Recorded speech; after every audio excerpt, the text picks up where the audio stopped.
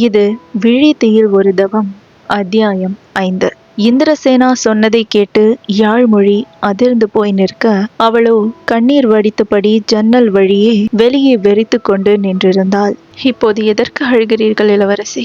அரசருக்கு தெரிந்தால் என்ன நடக்கும் என்று நினைத்து நான் தான் அழ வேண்டும் என்று அவள் சொல்ல, தோழியை நிமிர்ந்து பாவமாக பார்த்தாள் மற்றவள். சரி விடுங்கள், மனதை பறிகொடுத்த பிறகு செய்வதற்கு எதுவுமில்லை. ஆனால் இதை அரசர் ஒப்புக்கொள்வார் என்று நினைக்கிறீர்களா என்று யாழ்மொழி கூறிய பார்வையோடு கேட்க, விழிகள் கலங்க நின்றிருந்த இந்திராவுக்கு நிஜமாகவே அதற்கான பதில் தெரியவில்லை. இளவரசர் நந்தனுக்கும் உங்களுக்கும் திருமணம் பேசி முடித்து விட்டார்கள். இப்போது சென்று நீங்கள் காதலிப்பதாக சொன்னால், அதுவும் சாதாரண மக்களில் ஒருவன் இப்படி ஒரு காதல், அரசருக்கு அது அவமானம் இளவரசி. ஒப்புக்கொள்ள மாட்டார். எந்த வகையில் சுற்றி சுற்றி பார்த்தாலும் இது சாத்தியமில்லை இளவரசி. எனக்கு என்னவோ இது சாதாரண முடிவாக தோன்றவில்லை என்று தன் கருத்தை அவள் சொல்லி முடிக்க, இந்திரசேனாவோ பதறியே போய்விட்டாள். யாழ், என் வீராவை மறந்துவிடு என்று மட்டும் சொல்லாதே. நானே எவ்வளவு முறை முயற்சி செய்து பார்த்து விட்டேன். என்னால் முடியவில்லை. எனக்கு இந்த ராஜ்யம், ஆடம்பரம், பணம் எதுவுமே வேண்டாம். அவனோடு வாழ்ந்தால் மட்டும் போதும் யாழ். உனக்கு நான் சொல்வது புரிகிறதா? அவன் மட்டுமே போதும் என்று தோன்றுகிறது என்று அவள் சொல்ல, தன் இளவரசியை வாயை பிளந்து கொண்டு பார்த்தாள் யாழ்மொழி. என்ன, நீங்கள் தெரிந்து பேசுகிறீர்களா, இல்லை தெரியாமல் பேசுகிறீர்களா? வெறும் காதலுக்காக ராஜ்யத்தை உதறி தள்ளுவதா? இப்போதுதான் நிஜமாகவே எனக்கு மயக்கம் வருவது போல இருக்கிறது. இளவரசி, சொல்கிறேன் என்று தவறாக எண்ண வேண்டாம். தங்களின் வாழ்க்கை என்னை போன்ற பல பெண்களின் பெரும் கனவு. இப்போது வந்த ஒருவனுக்காக, அதுவும் எதுவும் இல்லாத ஒருவனுக்காக மொத்தத்தையும் உதறி செல்ல போகிறீர்களா?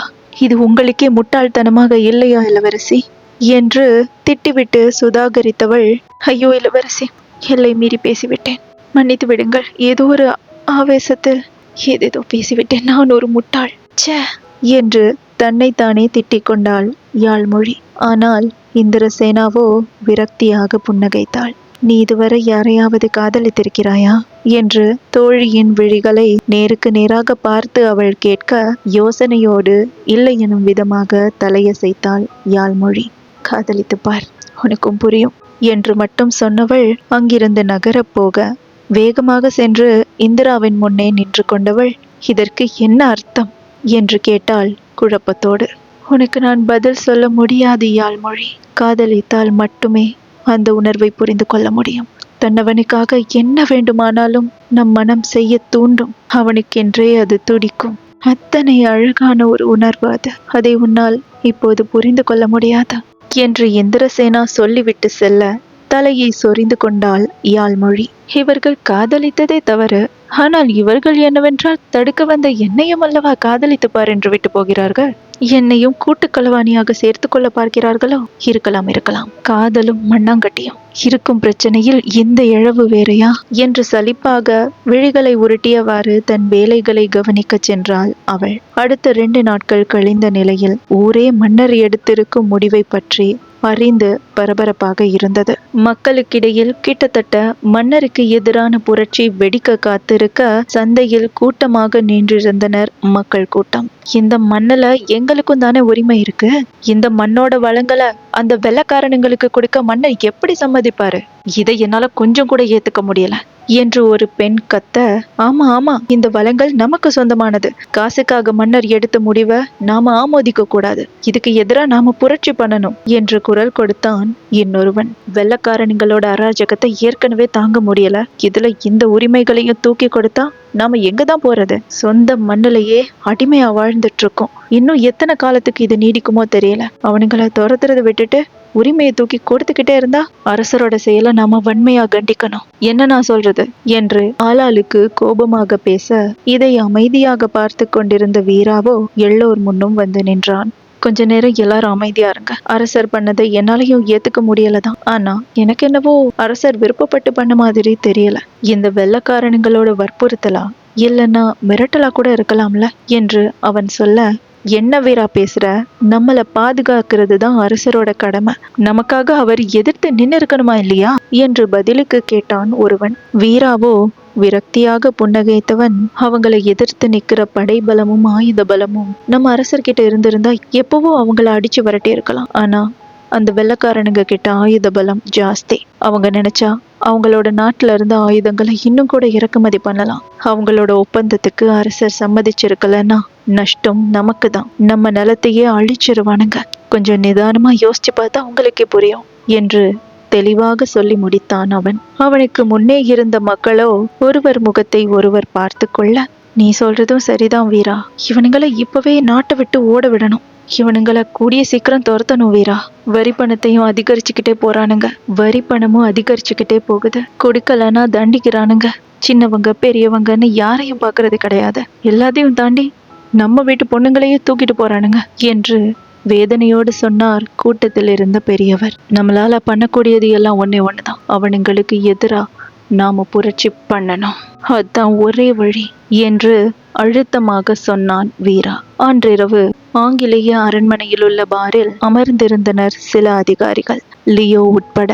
வில்லியமோ கையில் இருந்த பெரிய கிளாஸ் ஜாரில் இருந்த மதுவை குவளையில் ஊற்றி அதை வாயில் சரிக்க ஆளாளுக்கு தத்தமது குவளைகளில் ஊற்றி மூக்கு முட்டை குடித்தனர்.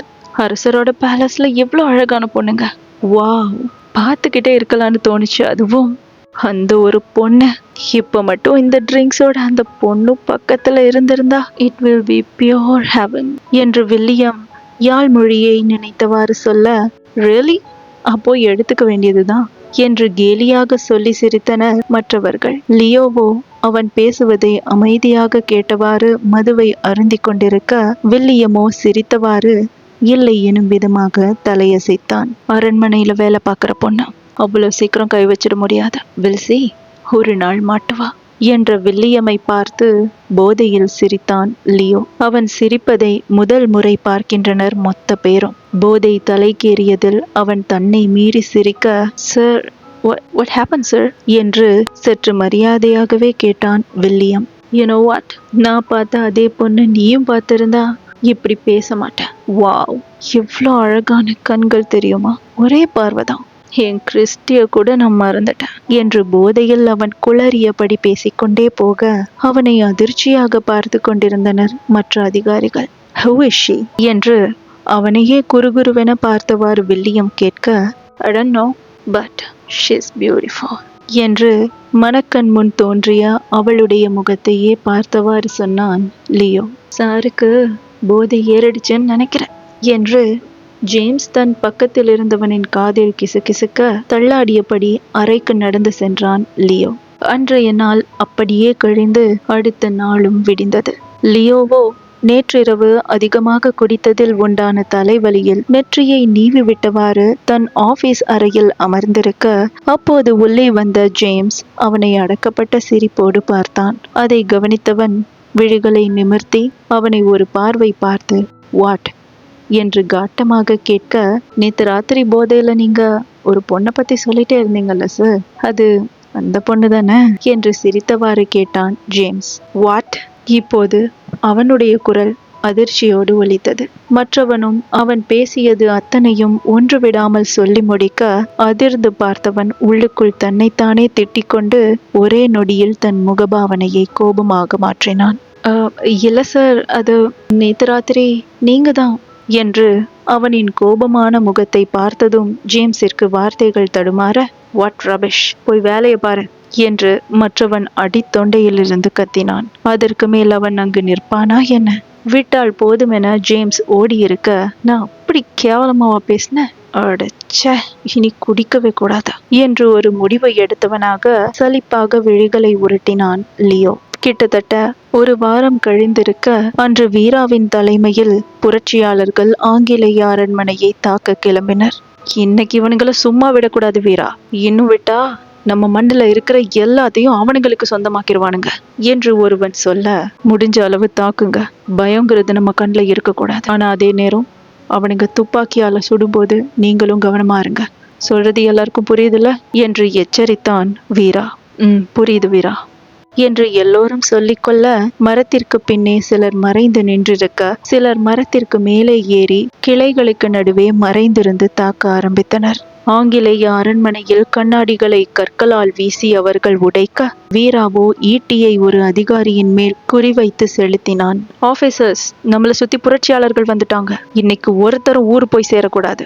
எல்லாரையும் தாக்குங்க என்று வில்லியம் கத்த ஆங்கிலேய அதிகாரிகள் துப்பாக்கியை தயார்படுத்தி சுட ஆரம்பித்தனர். கூறு கெட்டவனுங்க, சுட ஆரம்பிச்சுட்டானுங்க.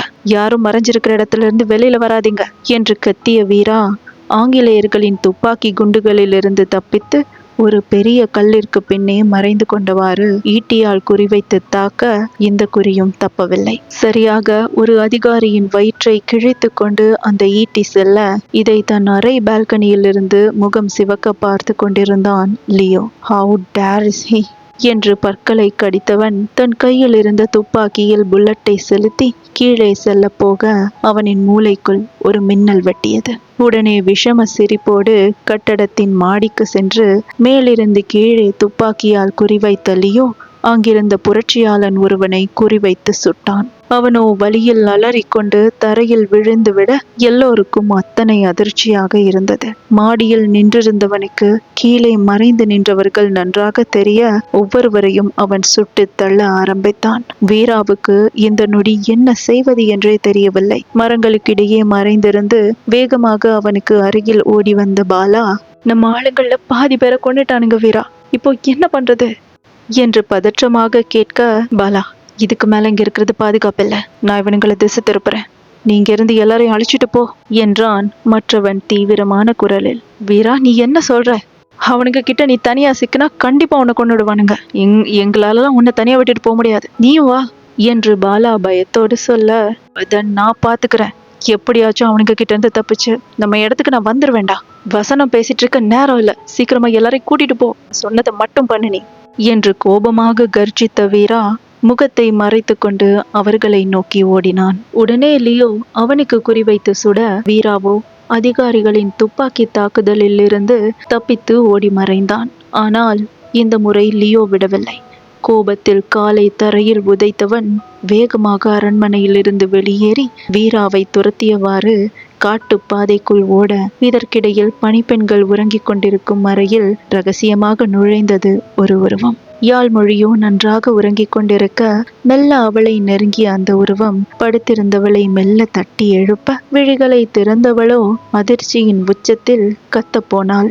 உடனே அவளின் வாயை பொத்திய இந்திரசேனா, யாழ் யாழ், நான் தான், பயப்படாதே, என்னுடன் சற்று வா என்று ஹஸ்கி குரலில் சொல்லி அவளை அந்த அறையிலிருந்து வெளியே அழைத்து செல்ல அதிர்ச்சியிலிருந்து வெளிவரவே யாழ்மொழிக்கு சில நிமிடங்கள் பிடித்தன. இளவரசி, என்ன இது என்று மேலிருந்து கீழ் அவளை அதிர்ச்சியாக பார்த்தவாறு யாழ்மொழி கேட்க, முகம் மட்டும் தெரிவது போல் தலை கவசத்துடன் கூடிய நீண்ட கவுன் போல் ஒரு பெரிய ஆடையை அணிந்திருந்த இந்திரா பாவம் போல் தோழியை பார்த்தாள். எனக்கு இப்போதே வீராவை பார்க்க வேண்டும் போல் இருக்கிறது யாழ். அவனுக்கு ஏதோ ஆபத்து என்று மனம் சொல்லிக் கொண்டே இருக்கிறது. உன்னை விட்டால் வேறு யாரும் இல்லை. அது மட்டுமில்லாமல் அரண்மனையிலிருந்து வெளியே செல்ல எனக்கு ஒரு ரகசிய வழி தெரியும். இருவரும் சேர்ந்து சென்று பார்த்து விட்டு வரலாம், வாயேன்? நீ ஒன்றும் கவலைப்படாதே. நான் அணிந்திருப்பது போல் உனக்கும் ஒரு ஆடையை தயாராகத்தான் வைத்திருக்கிறேன். வா வா, சீக்கிரம் வா, போலாம் என்று இந்திரா தன் திட்டத்தை சொல்லி அசடு வழிய சிரிக்க ஸ்தம்பித்து போய்விட்டாள் யாழ்மொழி. அங்கு வீரா குண்டடிப்பட்டு தப்பித்து ஓடிக்கொண்டிருக்கிறான். அந்நாட்டு இளவரசியோ இப்படி ஒரு நிலையில் அவனை சந்திக்க செல்கிறாள். போதா குறைக்கு யாழ்மொழி வேறு. இந்திராவும் வீராவும் சந்தித்து கொண்டாலும் அதே இடத்தில் யாழ்மொழியும் லியோவும் சந்திக்க நேர்ந்தால் அடுத்து என்னவெல்லாம் நடக்கப் போகிறது என்று அடுத்த அத்தியாயத்தில் பார்க்கலாம்.